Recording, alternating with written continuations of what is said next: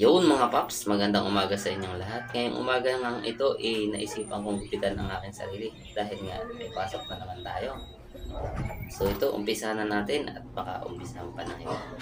Yung nga sa hindi mga nakakaalam, may sarili nga akong shop dito sa gilid ng aking bahay.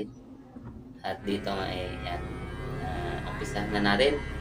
Ang naisip kong gupit dito is mallet, semi-fade sa side, and then yung likod hindi na natin babawasan, saka yung sa top hindi ko na rin babawasan dahil sakto pa naman yung haba. Medyo kumapal na lang talaga yung side, mas maganda kasi medyo malinis.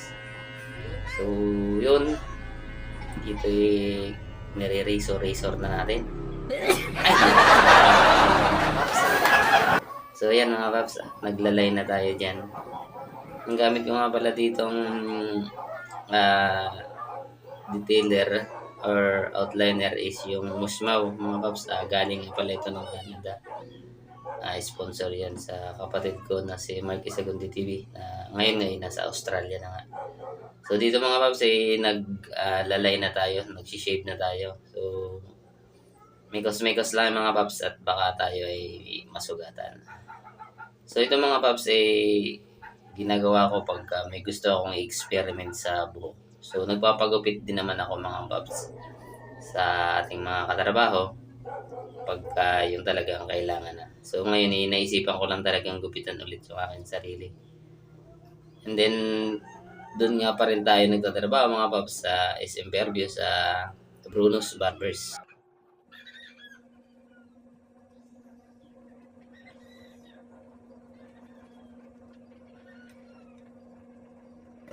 Yun, puging-pugi na nga rin mga paps. At dito ay maliligo na nga pala ako mga paps.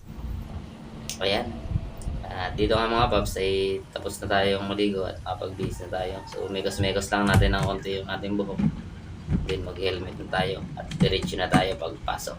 Alright, samahan nyo ako mga paps. Let's go! Ayan mga paps, malilate na nga tayo. Dito naghanap ako ng magandang shortcut para mas mabilis tayo makarating sa SM Fairview. Ito nga nagmamadali, hinataw ko na rito. Nakita ko dito nga magandang shortcut mga paps. Ayan, dito ay naiparking na natin. Ayan. So sa mga hindi nakakalam, may shortcut pala na dagat ang daan papunta dito sa SM Fairview. So hanapin nyo na lang mga paps. Siguro sa inyong mga lugar may mga nadadaanan din kayo mga shortcut, no?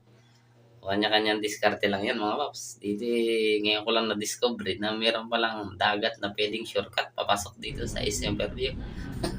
At dito mga paps, meron na tayong first client. Ito ay isang engineer and nagtatrabaho siya din sa MRT station o LRT station 7 din sa ginagawa sa Quirino Highway, Bulacan. So dito mga paps, minimegos-megos na natin. Yung paggugupit mga paps, kahit saan pa mang larangan ng paggugupit, malabas man yan o mapasok, pare-pareho lang yun. Depende na sa client kung paano mo dadalahin yung gupit na babagay sa ating mga client.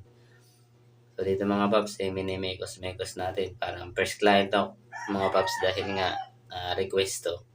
Hindi tayo dito yung unang toka. So ang kalakaran dito sa barbershop mga paps, kung sino ang dumating sa trabaho, siya ang unang gugupit. Lalaman ka na lang kung request ang unang papasok na client. So swerte pa rin pagka may request ka dahil minsan hindi ka natutoka dun sa ikot ng mga kapwa natin, mga barbero. So yung mga paps, dito minimekos-mekos na natin. Sabi nga ni mekos-mekos lang yan.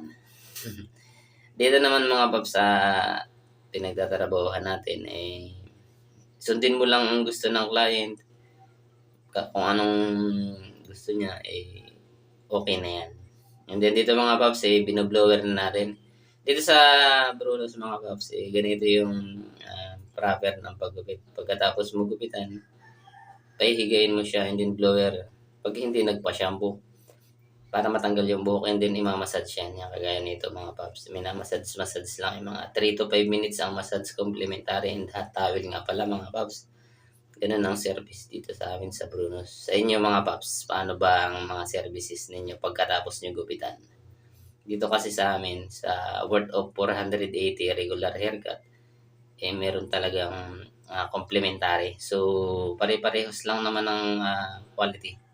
So, dito nga mga paps, mayroon na naman tayong client and cellphone na yung ginamit ko dito na pang-camera. So, ayan na, minimekos-mekos na natin yan mga paps at meron nga pala diyang patingin-tingin pa. Uy! Ay, tumago pa. Nahalata ata ni sir na may camera kaya medyo tumago. Takot sa camera mga paps. So, dito mga paps ay sinesection na natin and ang gupit nito is mallet. So, ayan na mga paps. Taper mallet nga pala yung tawag yan. So, French ang harap. And then ito nga mga paps, yung pang tatlo natin na client, puging-pugi na nga, hindi pa nagugupitan mga paps. O tara mga paps, mekos-mekos na natin. Ayan na, namekos na natin mga paps.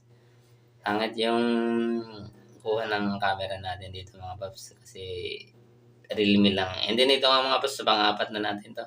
Ayan na agad mga paps. Ayan, clean cut. And then dito nga mga paps, may nagpa-plarme pa yung last client natin. Ayan, thank you sa inyo mga paps.